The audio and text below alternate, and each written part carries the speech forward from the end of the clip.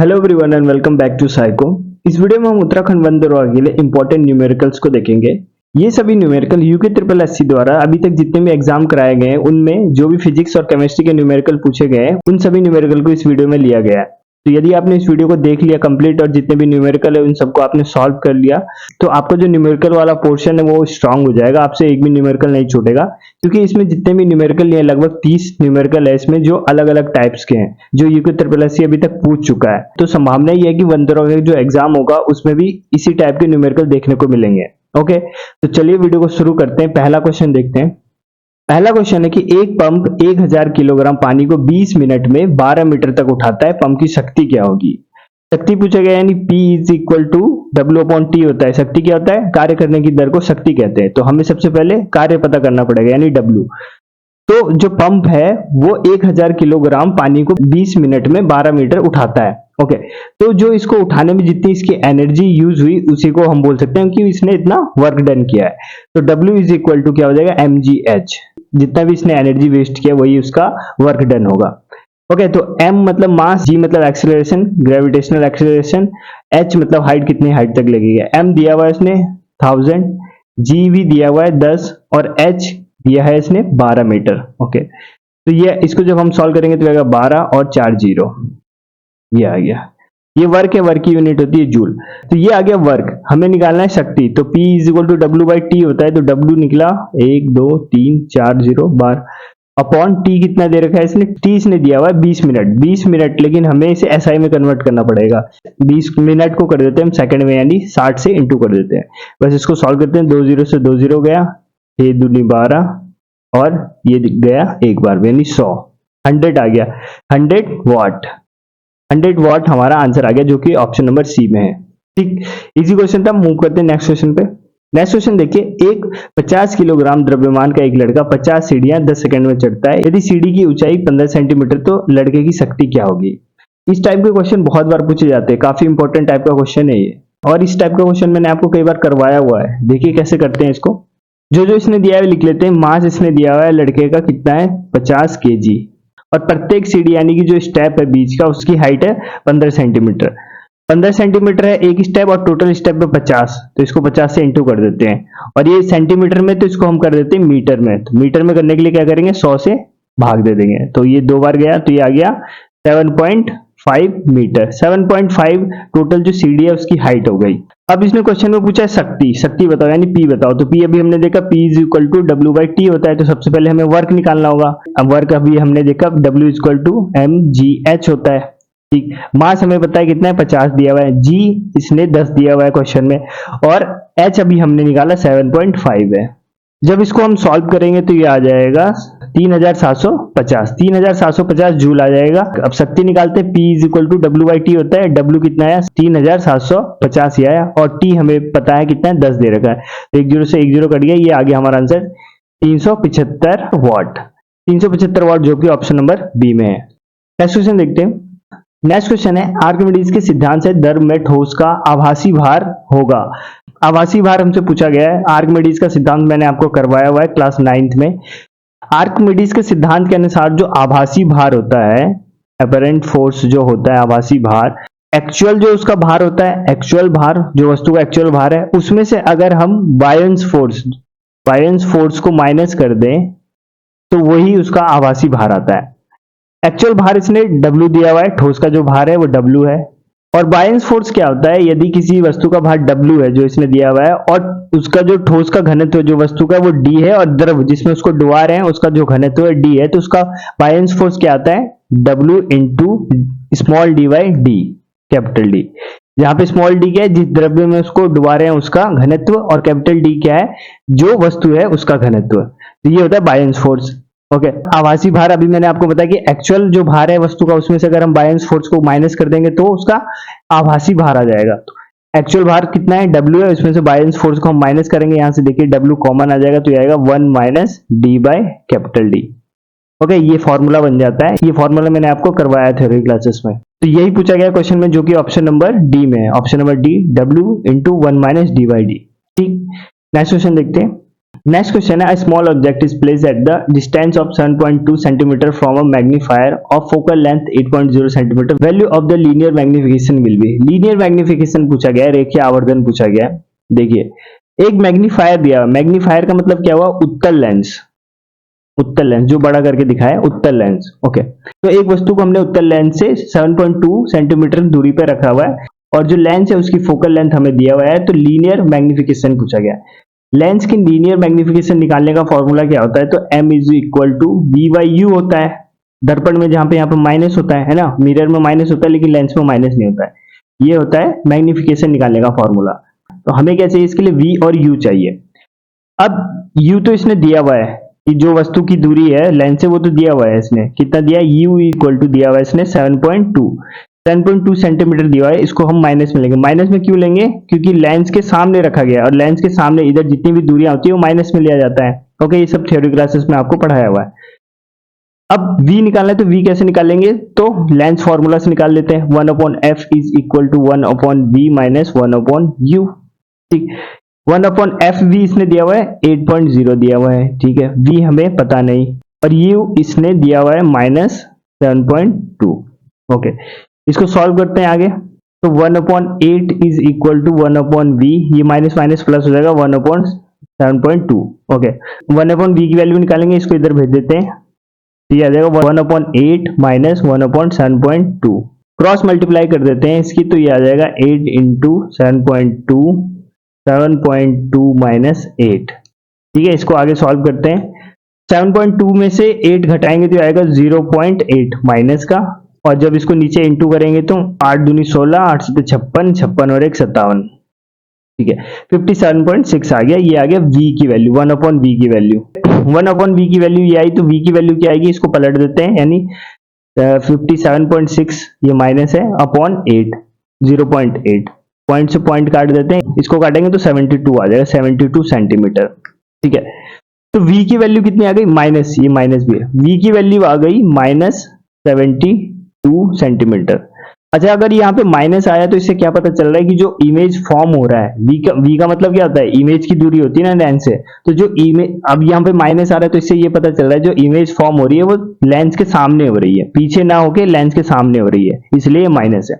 Okay, तो हमें v भी मिल गया, u भी पता है, तो रख देते हैं m is equal to v की वैल्यू है माइनस 72 अपॉन u की वैल्यू रखते हैं माइनस 7.2। ठीक, इसको काटते थे, माइनस से माइनस कर गया, ये कितनी बार में जाएगा, 10 बार में जाएगा, 10 आ गया इसका answer. m is equal to 10, इसकी मैग्निफिकेशन कितना आ गया, 10 आ गया, जो कि ऑप्शन नंबर डी में है। ठीक, नेक्स्ट क्वेश्चन देखते हैं। नेक्स्ट क्वेश्चन देखिए, एक कार विरामावस्था से शुरू करके 10 मीटर प्रति सेकंड त्वरण के साथ गतिमान होती है, 5वें सेकंड में तय की गई दूरी क्या होगी। बहुत ज्यादा इंपॉर्टेंट क्वेश्चन है, इंपॉर्टेंट क्वेश्चन बहुत ज्यादा, क्योंकि इस टाइप का क्वेश्चन पूछा गया है यूपीएससी द्वारा बहुत बार, और ये जब पिछली बार ये एग्जाम होने वाला था तभी भी मैंने आपको ये प्रैक्टिस सेट में करवाया था ये क्वेश्चन कि ये पूछा जाएगा, और ये पूछा भी गया है बंदरोगा में। इस टाइप के क्वेश्चन के लिए मैंने आपको डायरेक्ट फॉर्मूला बताया था, जिसमें आपको nth सेकंड में, कोई भी nth सेकंड में तय की गई दूरी या फिर डिस्प्लेसमेंट पूछे, तो इसके लिए फॉर्मूला मैंने आपको बताया था कि Sn is equal to u plus half into a into 2n minus 1, ये बताया था मैंने आपको, ये आपको याद कर लेना है, nth सेकंड में तय की गई दूरी। ठीक, तो बस इस फॉर्मूले में रख देते हैं Sn, यानी 5वें सेकंड में पूछा गया है, u 0 होगा क्योंकि विरामावस्था से चला है, u यानी कि इनिशियल वेलोसिटी 0 होगा, प्लस 1/2 इंटू a इसने दिया हुआ है कितना, 10 मीटर प्रति सेकंड इसने दिया हुआ है ना त्वरण, इंटू 2 इंटू n कितना है 5 माइनस 1। ठीक, इसको सॉल्व करते हैं, 1/2 इंटू 10 इंटू 5 दूनी 10, 10 में से 1 गया 9, ये 5 बार में कट जाएगा, 5 9 45, 45 मीटर आ गया हमारा आंसर। 45 मीटर चलेगा वो 5वें सेकंड में। ओके, जो कि ऑप्शन नंबर डी में है। ठीक, ये वाला फॉर्मूला आपको याद होना चाहिए। ठीक, वैसे तो आप इसको गति के समीकरण से भी कर सकते हो, लेकिन आपको ये अगर ये फॉर्मूला डायरेक्ट याद है तो बहुत जल्दी 1 मिनट से भी कम समय में आप ये क्वेश्चन कर लोगे। ठीक, नेक्स्ट क्वेश्चन देखते हैं।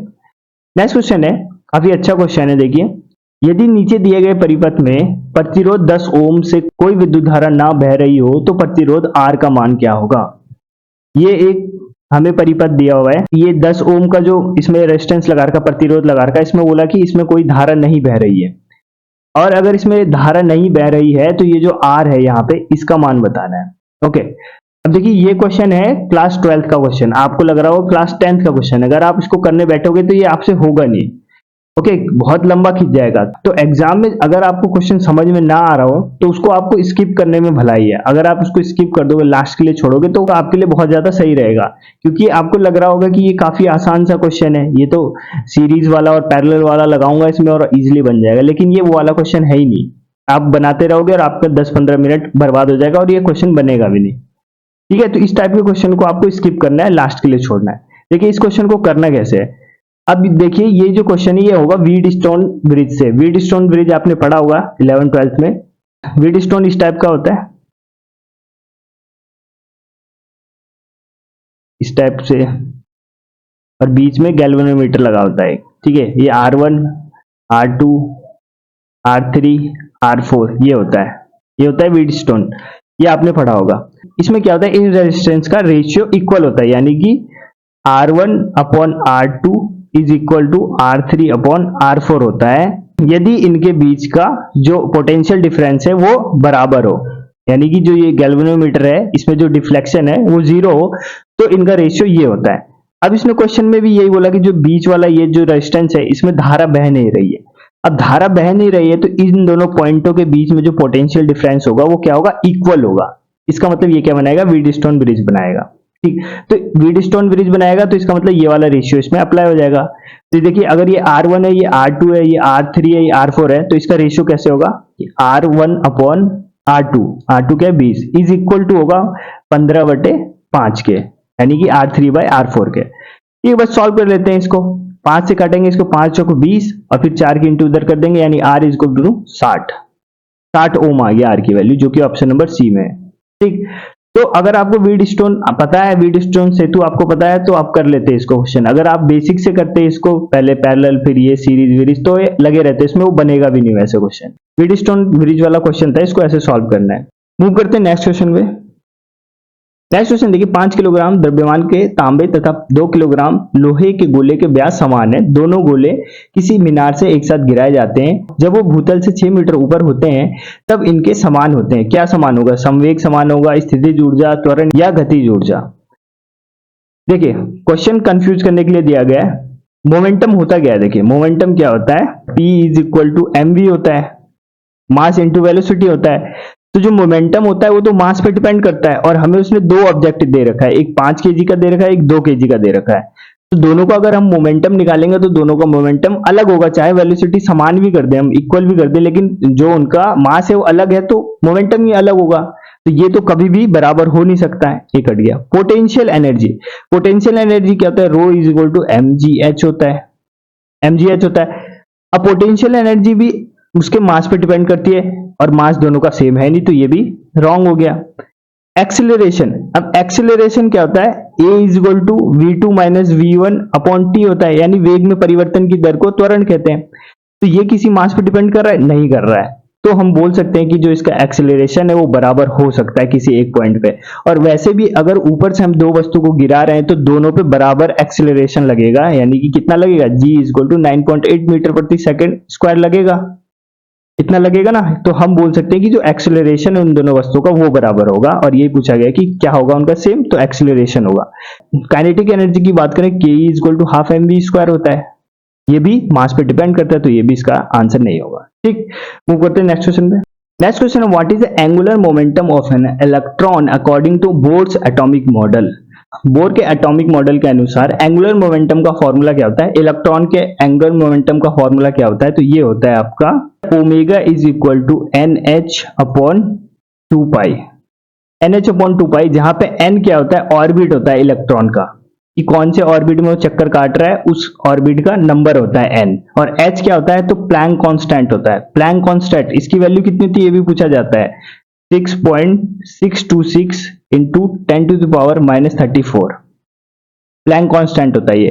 तो n क्या हो गया, नंबर ऑफ ऑर्बिट, जिस ऑर्बिट में वो इलेक्ट्रॉन है जिसका हमें एंगुलर मोमेंटम निकालना है, और h क्या हो गया, प्लैंक कांस्टेंट हो गया 2π, ये हो गया हमारा कांस्टेंट।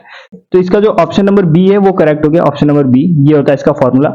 अब इसने तो इस बार फॉर्मूला पूछ लिया, क्या पता आपके एग्जाम में इससे रिलेटेड एक न्यूमेरिकल आ जाए, इस प्रकार से कि एक इलेक्ट्रॉन पांचवी कक्षा में, पांचवी ऑर्बिट में चक्कर काट रहा है, तो उसका एंगुलर मोमेंटम कितना होगा। तो उसने क्वेश्चन बोला कि पांचवी, फिफ्थ ऑर्बिट में चक्कर काट रहा है, तो फिफ्थ में एन की जगह हम 5 रख देंगे सिर्फ, तो उसका मोमेंटम होगा omega is equal to 5 into H upon 2 pi. अब अगर आपके ऑप्शन में ये होगा तो इसे टिक करोगे, वरना सॉल्व भी करवा सकता है। उसके लिए आपको फिर प्लैंक कांस्टेंट पता होना चाहिए। ओके, पाई की जगह 22/7 रखो, ये सब रख के फिर सॉल्व करके फिर आंसर आ जाएगा। तो आपको ये फॉर्मूला भी याद रखना है angular momentum of an electron का। ठीक, नेक्स्ट क्वेश्चन देखते हैं। नेक्स्ट क्वेश्चन देखिए, काफी अच्छा क्वेश्चन है। The focal length of convex lens for blue and red color of light are FB and FR respectively, and those of concave lens are FB and FR. Then नीले और लाल रंग के प्रकाश के लिए उत्तल और अवतल जो लेंस है उनकी हमें फोकस दूरी दिया गया है और पूछा गया कि कौन बड़ा होगा कौन छोटा होगा। तो इसके लिए आपको पता होना चाहिए 2-3 चीजें। सबसे पहले तो आपको लेंस मेकर फॉर्मूला आपको पता होना चाहिए। लेंस मेकर फॉर्मूला क्या होता है, 1/f is equal to n-1 into 1/r1 minus 1/r2, जहां पे n क्या होता है, रिफ्रैक्टिव इंडेक्स होता है, रिफ्रैक्टिव इंडेक्स। और r1 और r2 क्या होता है, जो लेंस होता है, लेंस के दोनों सरफेस का रेडियस ऑफ कर्वेचर होता है, रेडियस ऑफ कर्वेचर होता है r1 और r2। ठीक है, n हो गया हमारा रिफ्रैक्टिव इंडेक्स, ये होता है लेंस मेकर फॉर्मूला। दूसरी चीज आपको ये पता होना चाहिए कि जो रिफ्रैक्टिव इंडेक्स है, रिफ्रैक्टिव इंडेक्स वो वेवलेंथ पे डिपेंड करता है, वेवलेंथ पे डिपेंड करता है। और किस प्रकार डिपेंड करता है, तो जितना ज्यादा उसका रिफ्रैक्टिव इंडेक्स होगा किसी भी मटेरियल का, उतना कम उसका वेवलेंथ होगा। यानी दोनों इनवर्सली प्रोपोर्शनल होते हैं। किसी अगर लाइट की वेवलेंथ ज्यादा है तो उसका रिफ्रैक्टिव इंडेक्स कम होगा, और इसका वाइस वर्सा। ओके, अब देखिए हमने विबग्योर पढ़ा है, ठीक है, विबग्योर पढ़ा है। इसमें रेड की जो वेवलेंथ होती है सबसे ज्यादा होती है, वायलेट की होती है सबसे कम। यानी हम बोल सकते हैं कि जो रेड की वेवलेंथ है वो ज्यादा होगी ब्लू से, ब्लू की वेवलेंथ से ज्यादा होगी। ठीक, अब देखिए यदि हम रेड की बात करें, रेड के लिए अगर हम लेंस मेकर फॉर्मूला लगाते हैं, रेड में क्या होता है, वेवलेंथ ज्यादा है, वेवलेंथ ज्यादा है तो उसका रिफ्रैक्टिव इंडेक्स क्या होगा, कम होगा। तो यहां पे क्या होगा, एन रेड कम होगा एन ब्लू से। समझ में आया क्यों, क्योंकि जो रेड का जो वेवलेंथ है वो ज्यादा है ब्लू से, तो इसलिए इसका रिफ्रैक्टिव इंडेक्स कम होगा।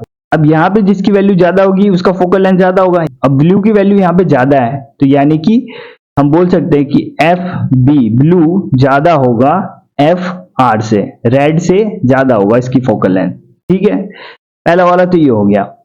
ठीक, अब दूसरा कंडीशन है ये कॉनकेव लेंस यानी अवतल लेंस में।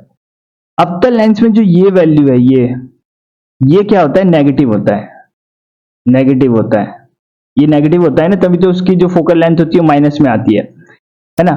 अब देखिए अगर ये नेगेटिव है, ये नेगेटिव है, और यहाँ पे हम जितनी बड़ी वैल्यू रखेंगे तो ये ज्यादा बड़ी नेगेटिव वैल्यू बनाएगा, है ना। अगर मैं यहाँ पे 2 रखूंगा तो -2 बनाएगा, यहाँ पे अगर 3 रखूंगा -3 बनाएगा, इस टाइप से बनाएगा। अब इसमें देखिए -2 बड़ा है कि -3 बड़ा है, तो बड़ा तो -2 है ना, और छोटा कौन है, -3 छोटा है।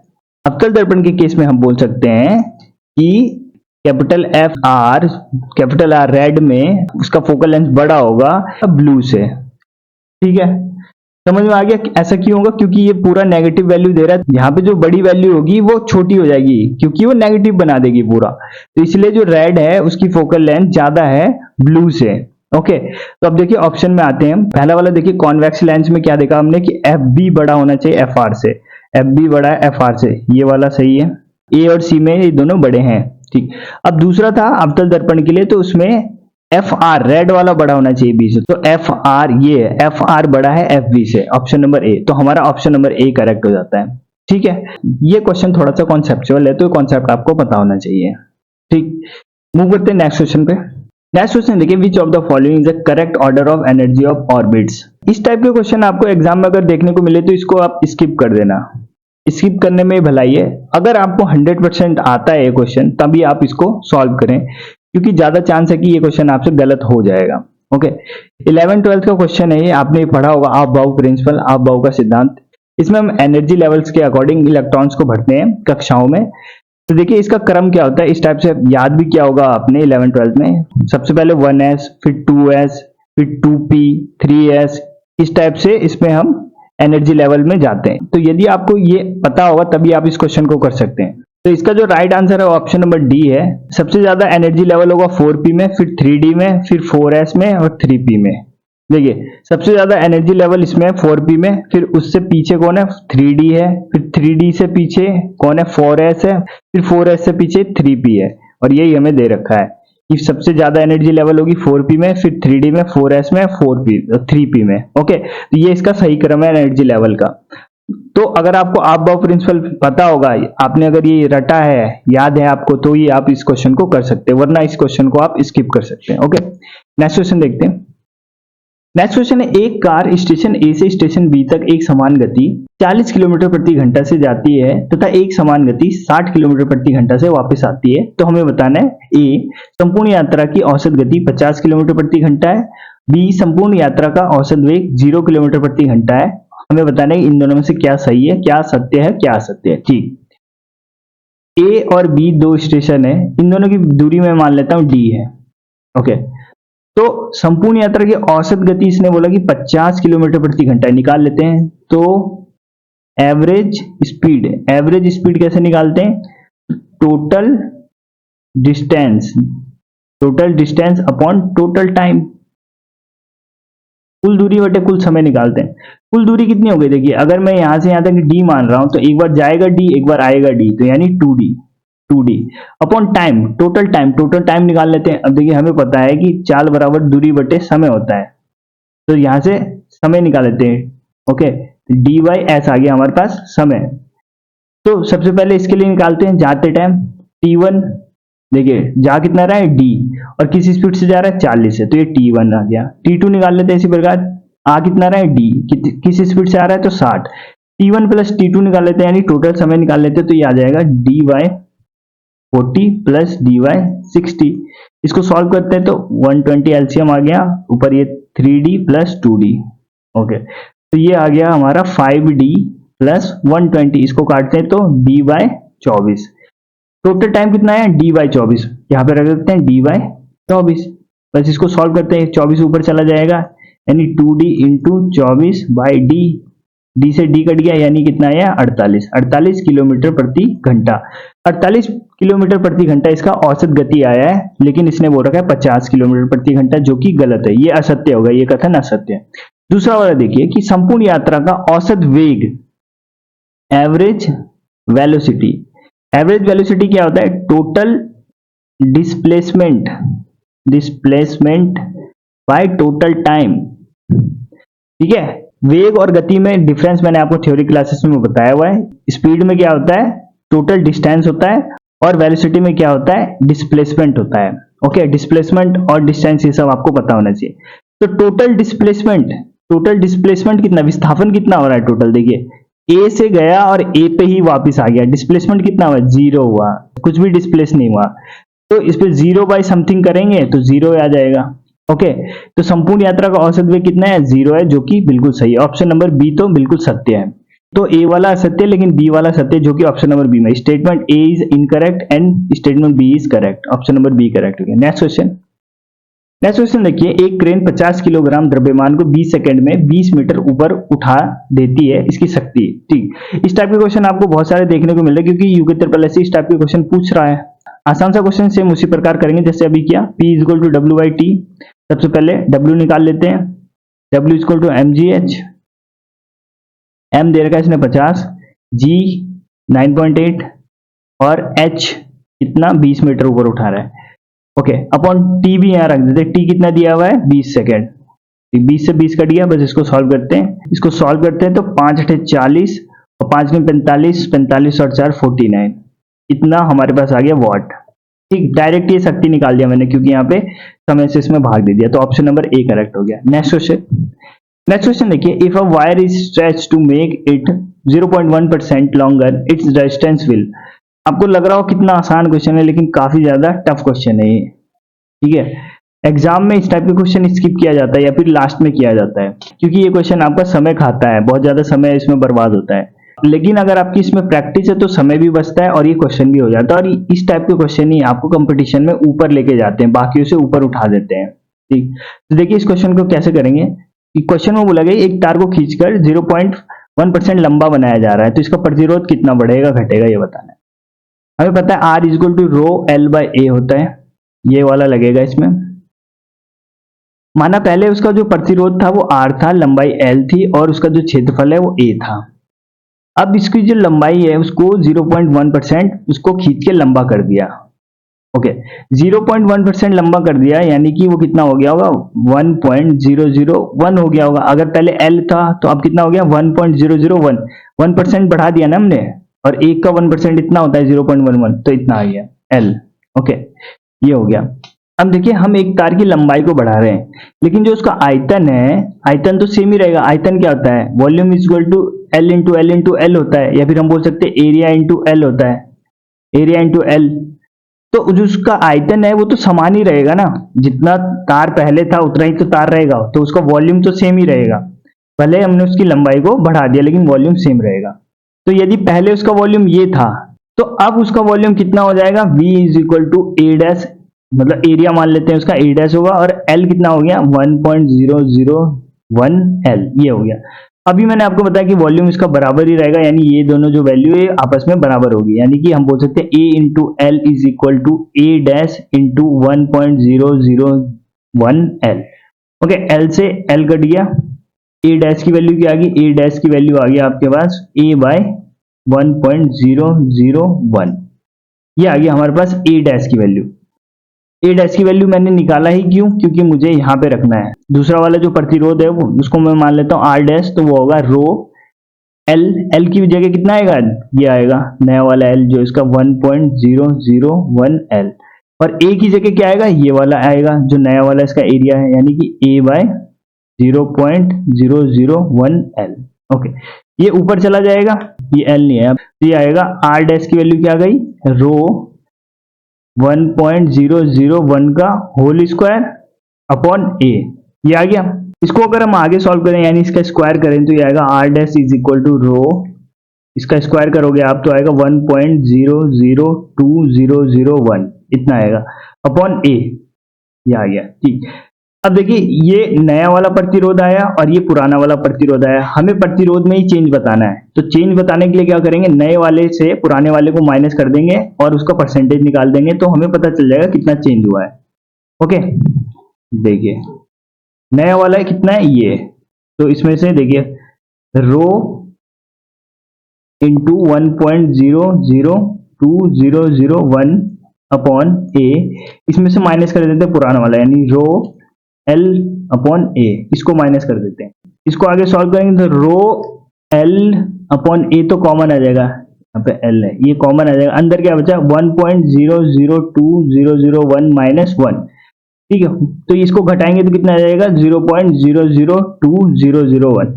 जो आर आया, आर डैश आया वो कितना आया, ये इतना, इसमें क्या हो गया बढ़ गया, ये कितना बढ़ा यहाँ लिख देता हूं मैं 0.002, लगभग इतना बढ़ गया, 0.002 बढ़ गया, यानी कितना बढ़ गया, ये लगभग 0.2% बढ़ गया, तो ये 0.2% बढ़ जाएगा इसका नया रेजिस्टेंस। ओके, जो कि आपका ऑप्शन नंबर बी में है, option number increase by 0.2%। Okay, calculative question है, इस टाइप के क्वेश्चन आपको लास्ट में करना है, अगर आपके पास टाइम बचे तो करना है इस क्वेश्चन को। ठीक, मूव करते हैं नेक्स्ट क्वेश्चन पे। नेक्स्ट क्वेश्चन देखिए, the velocity time graph of a particle is shown in figure, the distance travel by a particle in 10 second will be. एक हमें टाइम ग्राफ दिया गया है, वेलोसिटी टाइम ग्राफ, इसमें पूछा गया है कि एक पार्टिकल द्वारा 10 सेकंड में तय की गई दूरी बताना है, कितनी दूरी होगी। तो इस टाइप का क्वेश्चन मैंने आपको थ्योरी क्लासेस में बताया हुआ है ऑलरेडी, ग्राफ को कैसे सॉल्व करते हैं। हमें जब भी दूरी पूछे कि कितनी दूरी तय की गई है कण द्वारा या वस्तु द्वारा, तो हम क्या करते हैं, एरिया निकाल देते हैं, जितनी भी एरिया ये कवर कर रहा है प्रोवाइडेड टाइम में उसका हम एरिया निकाल देंगे। तो एरिया हमें किसका निकालना है, इसका, ये यहां से यहां तक का, पर ये है क्या, एक ट्राइंगल दिख रहा होगा आपको, ये ट्राइंगल बन रहा है, जिसमें हाइट कितना है, हाइट देखिए, ये देखिए हाइट कितना है 13, ये हो गया 13, और 13 क्या है, ये मीटर है, मीटर प्रति सेकंड, 13 मीटर प्रति सेकंड इसकी हाइट हो गई, और इसका जो बेस है ये कितना हो गया 10 सेकंड, 10 सेकंड इसका बेस हो गया। तो इसका जो एरिया निकालेंगे हम, एरिया कैसे निकलता है ट्राइंगल का, हाफ 1/2 बेस इंटू हाइट, तो 1/2 बेस कितना है 10 सेकंड, यूनिट भी लिखना है, ठीक है, साथ में हाइट, हाइट कितना है 13 मीटर प्रति सेकंड, सेकंड से सेकंड कट गया, 2 से 5 बार में कट गया, 13 पंजे 65 मीटर, 65 मीटर वो दूरी कवर करेगा, जो कि ऑप्शन नंबर ए में है। ठीक है, तो आपको कुछ नहीं करना है, इसमें सीधे एरिया निकाल देना है, जितना भी अगर वो डिस्टेंस पूछे तो आपको एरिया निकाल देना है। ठीक, नेक्स्ट क्वेश्चन। नेक्स्ट क्वेश्चन देखिए, दो समान पदार्थ के चालक तार जिनकी लंबाई तथा व्यास समान है, किसी समान विभवांतर वाले विद्युत परिपथ में पहले श्रेणी क्रम में और फिर बाद में समांतर क्रम में संयोजित किए जाते हैं। श्रेणी क्रम और समांतर क्रम संयोजन में उत्पन्न ऊष्माओं का अनुपात, हीट का रेशियो पूछा गया है हमसे। ओके, तो दो समान लंबाई भी है, पदार्थ भी सेम है, व्यास भी सेम है, यानी उनका जो प्रतिरोध है वो भी सेम होगा। यानी दोनों, अगर एक आर है तो दूसरा भी क्या होगा, आर ही होगा। ओके, दोनों प्रतिरोध समान है क्योंकि। अब उसने बोला कि हीट का अनुपात बताना है, तो हीट का फॉर्मूला आपको पता होना चाहिए। हीट का फॉर्मूला क्या होता है, H is equal to V square upon R into T, ये होता है। तो सबसे पहले हम इन दोनों प्रतिरोध को श्रेणी में लगाते हैं, फिर उसका हीट निकालेंगे, फिर समांतर में लगाएंगे, उसका हीट निकालेंगे, दोनों का रेशियो निकाल देंगे। सबसे पहले अगर हम श्रेणी में लगाएंगे तो आर प्लस आर हो जाएगा, आर प्लस आर कितना आ जाएगा, 2r। 2r, अब इसका हीट निकालेंगे तो देखिए वी स्क्वायर अपॉन आर की जगह कितना आ जाएगा, 2r इंटू टी, ये आ गया श्रेणी क्रम।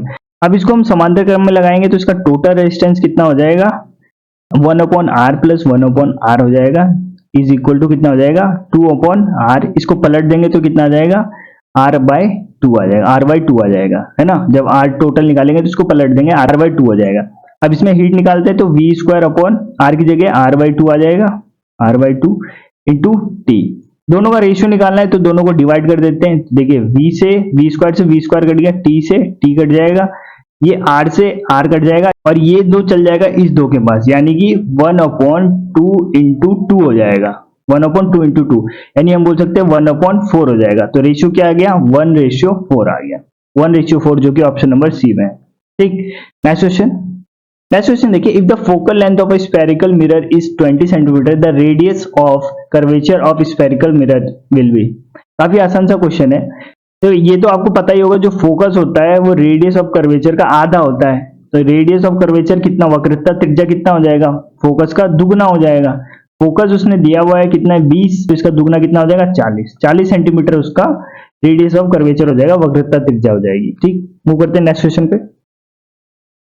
नेक्स्ट क्वेश्चन है कि पृथ्वी की सतह के पास गुरुत्वीय त्वरण g है, यदि पृथ्वी का द्रव्यमान और त्रिज्या दोनों को उनके मूल मान से आधा कर दिया जाए तो गुरुत्वीय त्वरण कितना हो जाएगा।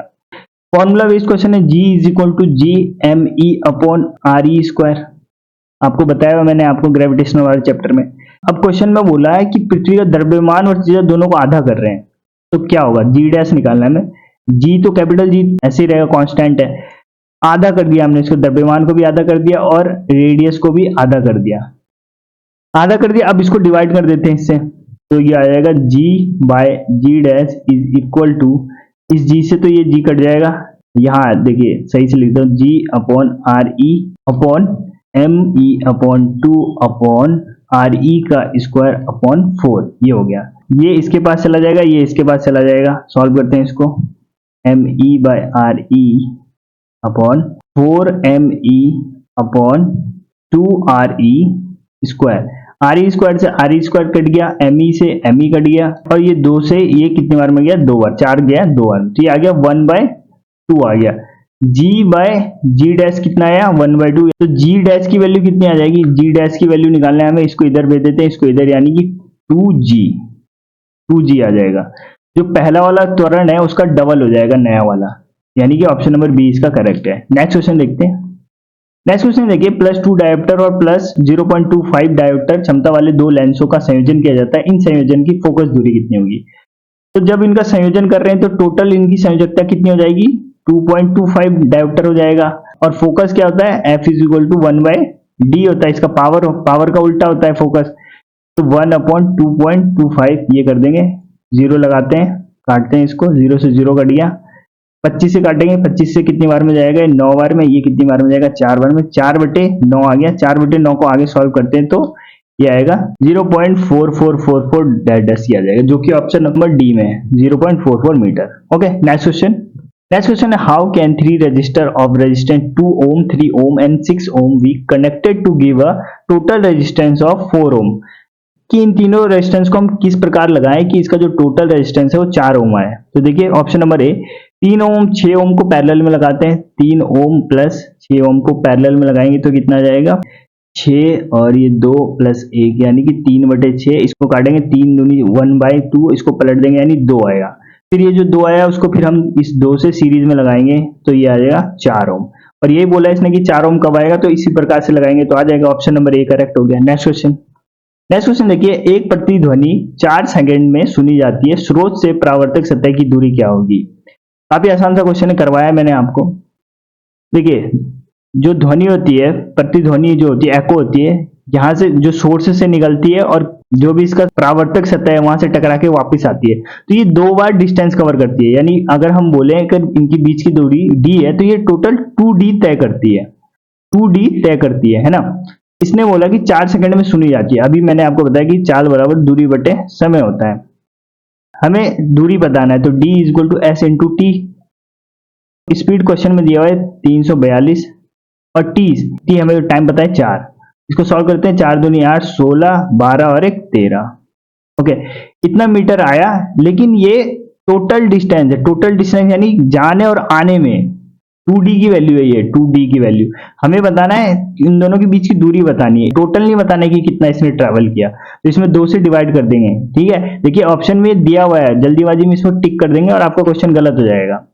ओके, ऐसा नहीं करना है। हमसे इसने बीच की दूरी पूछी गई तो इसको हम डिवाइड कर देते हैं 2 से, तो 6 दूनी 12, 8 दूनी 16 और 4 684, जो कि ऑप्शन नंबर डी में है। ओके, नेक्स्ट क्वेश्चन है, electric kettle consume 1 kilowatt of electric power when operated at 220 volt, a fuse wire of what rating must be used for it. बहुत अच्छा क्वेश्चन है ये, काफी अच्छा क्वेश्चन है, आसान सा है लेकिन अच्छा क्वेश्चन है।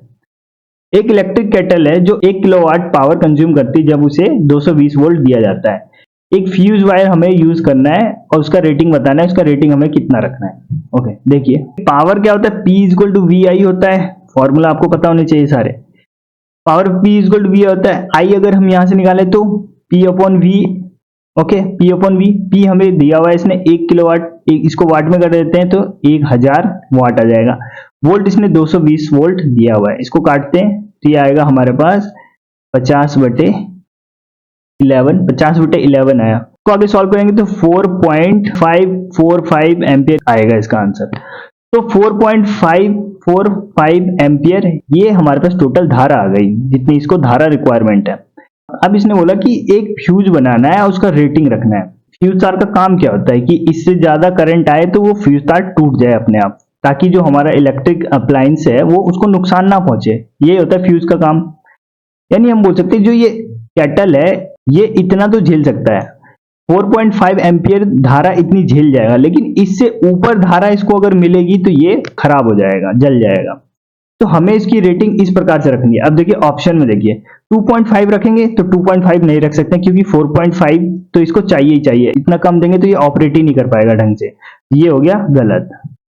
4.5 देंगे तो 4.5 तो हमारा आया ही।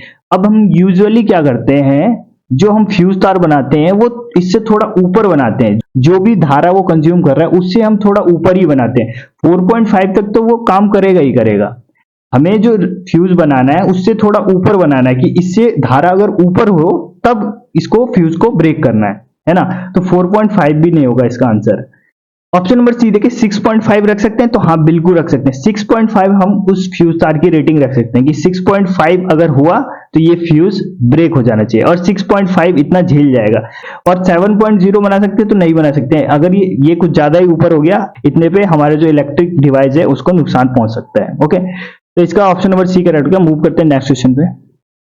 नेक्स्ट क्वेश्चन है, पहियों के घर्षण बल एवं अन्य असंतुलन बलों की अनुपस्थिति में एक 50 किलोग्राम द्रव्यमान का लड़का 5 मीटर प्रति सेकंड की क्षैतिज गति से एक स्थिर 5 केजी की ट्रॉली पर कूदता है। अब ट्रॉली पर लड़के सहित ट्रॉली की गति क्या होगी। एक ट्रॉली खड़ा हुआ था यहाँ पे जिसका वजन कितना था 50 नहीं, जिसका वजन था 5 केजी, 5 केजी जिसका वजन था ट्रॉली का। इस पे एक लड़का कूदता है, यहां से कूदता है जिसका वजन है 50 केजी। जब ये कूदता है तो इसकी गति बतानी कि इसकी गति कितनी हो जाएगी। ओके, तो मोमेंटम कंजर्वेशन वाला क्वेश्चन है ये। देखिए सबसे पहले हम बॉय का मोमेंटम निकाल लेते हैं, बॉय का इसका मोमेंटम कितना है। तो मोमेंटम क्या होता है अभी बताया मैंने आपको, एम बी होता है, जहां पे एम मास और वी वेलोसिटी। तो एम इसने दे रखा है, लड़के का निकाल रहे हैं तो 50, वेलोसिटी इसने दिया हुआ है 5 मीटर प्रति सेकंड। ओके, तो ये आ गया हमारे पास 5 बजे 25, 250 केजी मीटर पर सेकंड। ये आ गया हमारे पास momentum of boy. Okay, boy का आ गया। इसी प्रकार हम कार्ट का निकाल लेते हैं, जो कार्ट है उसका निकाल लेते हैं। कार्ट का वजन कितना है 5, इसका वेलोसिटी कितना है 0, क्योंकि वो खड़ा है तो ये कितना आ गया 0 आ गया इनिशियल मोमेंटम। अब जब लड़का इस ट्रॉली के ऊपर कूद जाता है उसके बाद टोटल मोमेंटम कितना हो जाएगा इसका, देखिए 50 वजन तो लड़के का है और फिर 5 इस ट्रॉली का, तो टोटल मास कितना हो जाएगा 55, और वेलोसिटी कितना है वही हमें निकालना है, तो इसको रख देते हैं v रख देते हैं। ओके, अब आपको पता है मोमेंटम कंजर्वेशन का लॉ कि टक्कर से पहले का मोमेंटम और टक्कर के बाद का मोमेंटम क्या होता है, बराबर होता है। तो देखिए टक्कर से पहले का मोमेंटम यानी कि ये दोनों मोमेंटम बराबर होगा इसके, यानी कि हम बोल सकते हैं कि 250 प्लस 0, ये वाला 0 था क्योंकि, इज इक्वल टू होगा 55 इंटू वी के। ठीक है, मोमेंटम कंजर्वेशन लगाया मैंने यहाँ पे और कुछ नहीं। बस अब इसको सॉल्व कर लेते हैं, यानी 250 is equal to 55 into V. इसको सॉल्व करते हैं, ये 11 बार में गया और ये कितने बार में गया 50 बार में गया, तो v की वैल्यू कितनी आ गई 50/11 आ गई। इसको अभी हमने सॉल्व किया था, कितना आया 4.545 मीटर प्रति सेकेंड। इसका आंसर क्या आ गया, ऑप्शन नंबर बी करेक्ट हो गया हमारा, 4.5 मीटर प्रति सेकेंड। एक मोमेंटम कंजर्वेशन का लॉ लगा यहाँ पे। नेक्स्ट क्वेश्चन देखते हैं। नेक्स्ट क्वेश्चन देखिए कि दिए हुए परिपथ में 3 ओम के प्रतिरोध में विद्युत धारा की गणना कीजिए। काफी अच्छा क्वेश्चन है। देखिए ये 3 ओम का प्रतिरोध है, इसमें बताना है कि इसमें कितनी विद्युत धारा प्रवाहित हो रही है। ओके, तो देखिए इस क्वेश्चन को कैसे सॉल्व करेंगे। सबसे पहले हम इन प्रतिरोधों को अरेंज कर लेते हैं। तो देखिए ये प्रतिरोध श्रेणी क्रम में, तो इनका टोटल कितना हो जाएगा 6 ओम हो जाएगा, ये 6 ओम हो गया। फिर ये दोनों क्या हो जाएंगे, समांतर क्रम में हो जाएंगे, यानी 1/6 प्लस 1/3 हो जाएगा, यानी कि 3/6 हो जाएगा, यानी 1/2 हो जाएगा। और इसको पलट देंगे तो आ जाएगा 2। तो इसका अगर हम इसका निकालेंगे कंबाइन, तो ये कितना आ जाएगा, यहाँ पे टोटल 2 ओम आ जाएगा। ये 1 ओम है ही, और इसको निकालेंगे तो 1/2 प्लस 1/2 यानी कि 1 आएगा। तो यहाँ पे कितना आ जाएगा 1 ओम आ जाएगा। ओके, तो जब हमने इसको सॉल्व किया तो यहाँ पे देखिए 3 प्रतिरोध बनेंगे। एक तो बना 2 ओम का, और एक ये 1 ओम का है, और एक इधर है 1 ओम का, ये बना, और इनके साथ 12 वोल्ट की बैटरी लगी है। ओके, अब देखिए ये तीनों प्रतिरोध क्या है, श्रेणी क्रम में, श्रेणी क्रम में आ गए ये तीनों, यानी कि इन तीनों में क्या होगा, जो धारा होगी समान धारा प्रवाहित हो रही होगी। तो देख लेते कितनी धारा प्रवाहित हो रही है। तो टोटल अगर हम निकालें, टोटल रेजिस्टेंस कितना आ जाएगा 2, 3 और 4। 4 रेजिस्टेंस कितना आ गया 4 ओम आ गया, और वोल्टेज कितना है 12 वोल्ट की बैटरी। तो आई निकाल सकते हैं हम, R is equal to V/I से। ओके, तो आई कितना आ जाएगा V/R, V कितना है 12 वोल्ट, और R कितना है 4 3 12, 3 एम्पियर। 3 एम्पियर जो धारा है वो टोटल प्रवाहित हो रही है इन तीनों प्रतिरोध में। ओके, हमसे लेकिन पूछा है इसने कि ये जो 3 ओम का प्रतिरोध है यहाँ पे, इसमें कितनी बह रही है। तो इसमें हम करंट डिवाइडर का फॉर्मूला लगाएंगे। करंट डिवाइडर का फॉर्मूला लगाते हैं यहाँ पे इस वाले में। देखिए इसमें कैसे लगेगा, आई निकालना है हमको। टोटल धारा आई कितना है 3 निकाला अभी, टोटल कितना है धारा 3 एम्पियर है। ओके, इनटू जिसमें हमें निकालना है, किसमें निकालना है, इस वाले प्रतिरोध में, तो इसको लिखेंगे अपॉन टोटल, इस ब्रांच में टोटल कितने प्रतिरोध है। तो देखिए एक ये था ऊपर में, ये कितना आया था जब हमने इसको सॉल्व किया था 6 आया था, 6 ओम। ओके, 6 ओम ये हो गया और 3 ओम ये हो गया। तो इस वाले पॉइंट पे टोटल कितने रेजिस्टेंस है, एक तो ये नीचे जिसमें हमें निकालना है, और प्लस ऊपर वाले दो। तो ऊपर वाले कितने हैं 6 ओम का ये, और एक 3 ओम का ये है ही। इस प्रकार से करंट डिवाइडर का फॉर्मूला लगाते हैं। तो आई की वैल्यू कितनी आ गई 3 इंटू 3/9। इसको सॉल्व करते हैं, 3 से 3 बार में गया और 3 से फिर 1 बार में गया, 1 एम्पियर। तो 3 ओम के प्रतिरोध में कितनी धारा प्रवाहित हो रही है 1 एम्पियर। ऑप्शन नंबर बी इसका करेक्ट हो गया। ओके, मूव करते हैं नेक्स्ट क्वेश्चन पे। नेक्स्ट क्वेश्चन है, एक व्यक्ति 2 मीटर से अधिक दूरी पर स्थित बिंबों को स्पष्ट नहीं देख सकता है। इस दोष का संशोधन उस लेंस के उपयोग द्वारा किया जा सकता है जिसकी क्षमता कितनी है। ओके, तो एक व्यक्ति है जो 2 मीटर से अधिक की दूरी पर स्थित वस्तु को नहीं देख पा रहा है। जो सामान्य आंख होती है जिसमें कोई बीमारी नहीं होती, मिनिमम 25 सेंटीमीटर तक और मैक्सिमम इनफाइनाइट तक देख सकता है। लेकिन इसने बोला कि ये 2 मीटर तक ही देख सकता है, यानी कि ये पास की वस्तु तो देख रहा है लेकिन दूर की वस्तु नहीं देख पा रहा है। और जिसमें हम दूर की वस्तु नहीं देख पाते उस दोष को क्या बोलते हैं, निकट दृष्टि दोष या फिर मायोपिया। मायोपिया जिसमें हम निकट की वस्तु तो देख सकते हैं लेकिन दूर की वस्तु नहीं देख सकते, तो इस व्यक्ति को मायोपिया होगा। और मायोपिया को ठीक करने के लिए कौन सा लेंस चाहिए, तो अवतल लेंस चाहिए। अवनी से याद किया ना, अब से अवतल और नी से निकट, तो निकट दृष्टि दोष के लिए अवतल लेंस चाहिए, ठीक है, ये तो हमें पता चल गया अवतल लेंस चाहिए। और अवतल लेंस की फोकस क्या होती है, नेगेटिव होती है, फोकस नेगेटिव होती है तो इसका पावर भी नेगेटिव होगा, तो पॉजिटिव वाले तो कट गए। अब इन दोनों में से एक है तो हम निकाल लेते हैं इसका फोकस, यानी कि 1/f is equal to 1/v minus 1/u, इससे निकाल लेते हैं। तो 1/v, v की वैल्यू कितनी दिया है 2 मीटर, इसको रखेंगे माइनस, माइनस क्यों, क्योंकि ये लेंस के इस तरफ है, ओके, इसलिए इसको माइनस में रखा। माइनस 1/u, u कितना है तो इन्फिनिटी होगा, अनंत तक हम देख सकते हैं, ठीक है, और 1/infinity इज इक्वल टू 0 होता है, तो ये आ गया 1/f is equal to minus 1/2। तो f की वैल्यू कितनी आ गई, f इज इक्वल टू -2 आ गया, ओके। लेकिन इसने f नहीं पूछा, इसने क्षमता पूछी है, पावर पूछी है। पावर क्या होता है, p इक्वल टू 1/f, यानी कि 1/-2, 1/-2 यानी कि 0.5 माइनस 0.5 आ गया इसका आंसर, जो कि ऑप्शन नंबर बी में माइनस 0.5 डायोप्टर, ठीक। नेक्स्ट क्वेश्चन देखते हैं।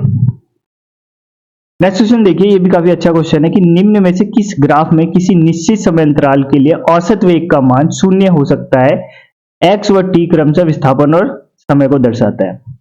ओके, तो फिर से आ गया औसत वेग। औसत वेग अभी हमने पीछे देखा, औसत वेग यानी एवरेज वेलोसिटी क्या होता है, total displacement by total time. अब क्वेश्चन में बोल रहा है कि औसत वेग का मान शून्य कब हो सकता है। शून्य अभी हमने देखा ना कि डिस्प्लेसमेंट जब शून्य हो जाए, यानी जो वस्तु जहां से चली वो वहीं पे आ जाए, तो उसका डिस्प्लेसमेंट शून्य हो जाएगा। और जब डिस्प्लेसमेंट शून्य हो जाएगा, ऊपर शून्य आ जाएगा, तो पूरी इक्वेशन जीरो हो जाएगी, ओके। तो उस कंडीशन में हम बोल सकते हैं कि जो औसत वेग है वो शून्य हो जाएगा। अब देखिए, जो ग्राफ फर्स्ट है इसमें देखिए, जो वस्तु यहां से नेगेटिव से शुरू हो रहा है और ऊपर पॉजिटिव में बढ़ता जा रहा है, ये कहीं पे अपनी जो पोजीशन है उसको रिपीट नहीं कर रहा है, तो यहाँ पे डिस्प्लेसमेंट कभी भी जीरो नहीं हो सकता, तो ये नहीं हो सकता हमारा आंसर।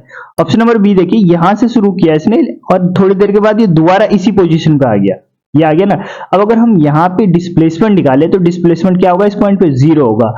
और औसत वेग क्या होता है, डिस्प्लेसमेंट बाय टोटल टाइम, तो डिस्प्लेसमेंट जीरो आ गया, टाइम कुछ भी हो तो ये वैल्यू कितना देगा, जीरो देगा।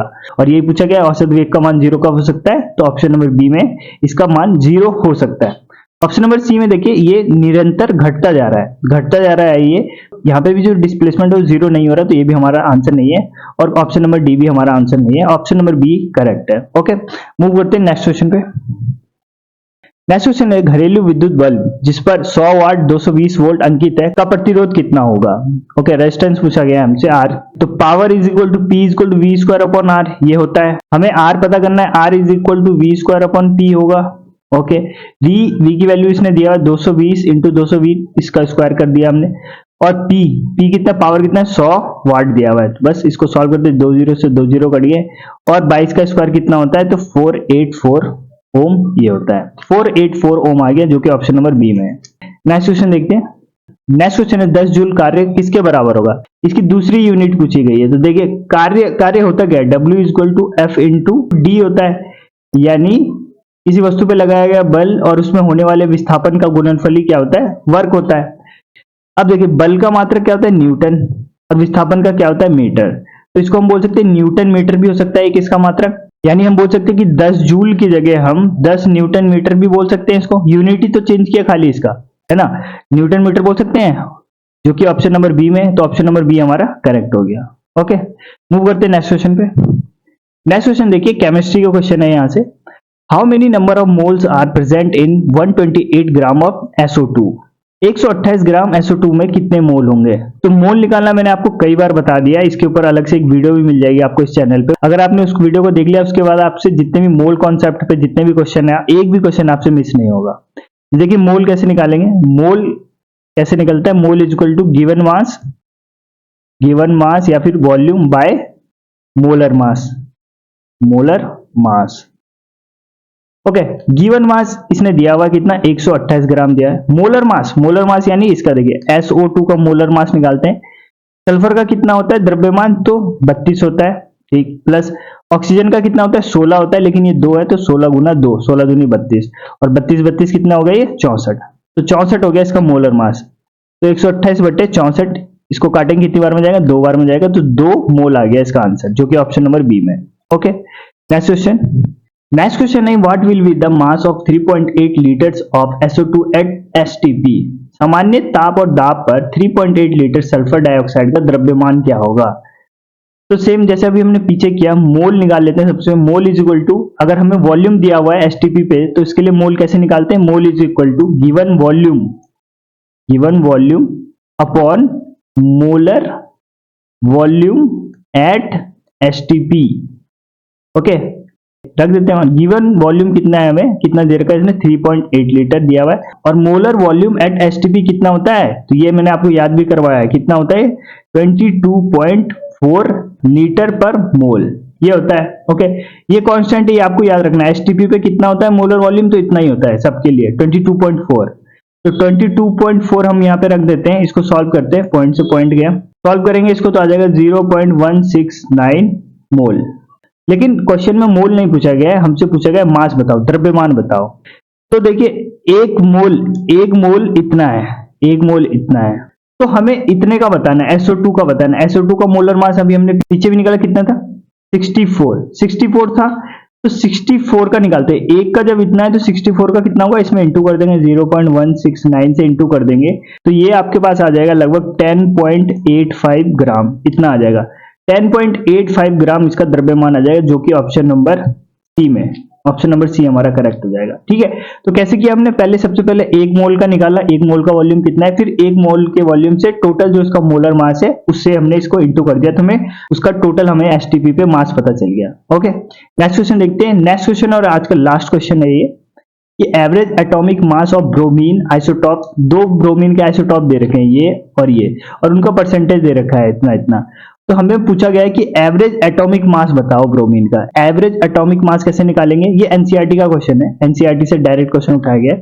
तो A1 into P1 plus A2 into P2, जहां पे A1 P1 ये सब क्या है? तो A1 जो ये आइसोटॉप दे रखा है इसका एटॉमिक मास है, A1 ये हो गया, और P1 इसका परसेंटेज कितना है, कितना परसेंटेज है? इतना परसेंटेज है। फिर A2 दूसरा वाला जो आइसोटॉप है उसका मोलर मास और उसका परसेंटेज। ठीक है, इस प्रकार से हम एवरेज एटॉमिक मास निकाल सकते हैं। तो रख देते हैं यहाँ पे A1 की वैल्यू कितनी है? 79। कितना परसेंटेज है? देखिए 49.7 परसेंटेज है, परसेंटेज यानी 100 लगा देंगे यहाँ पे, तो ये आ जाएगा 2 पॉइंट और इधर आ जाएगा, तो 0.497। तो 0.497 प्लस A2 कितना है? 81 इंटू परसेंटेज कितना है इसका? तो 0.503, इतना है। ओके, इसको इंटू करोगे तो आपके पास आएगा 39.263 प्लस जब आप इसको इंटू करोगे तो ये आएगा आपके पास 40.743। इन दोनों को ऐड करेंगे तो आ जाएगा 80.006, जो कि इक्विवेलेंट है किसके? 80 के।